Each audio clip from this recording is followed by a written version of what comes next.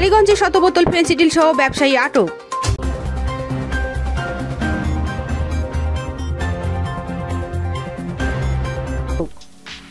ঝিনাইদহের কালীগঞ্জ উপজেলায় অভিযান চালিয়ে এক মাদক ব্যবসায়ীকে আটক করেছে পুলিশ। এ সময় তার কাছ থেকে 100 বোতল ফেন্সিডিল জব্দ করা হয়।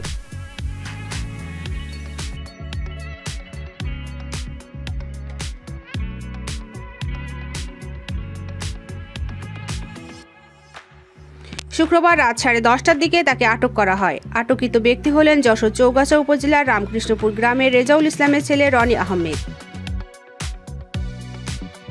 পুলিশ জানায়, গোপন সংবাদের ভিত্তিতে এসআই প্রতীক, এএসআই সোহাগ, এএসআই শামসুল ও কনস্টেবল মামুন মোবারকগঞ্জ রেল স্টেশনের জামি মসজিদের দক্ষিণ পাশে পাকা রাস্তার উপর থেকে ব্যাগ ভর্তি 100 পিস ফেন্সিডিল সহ তাকে আটক করে। ব্যাগ ভর্তি মাদকের এই চালানটি রেলযোগে ঢাকাতে যাওয়ার কথা ছিল।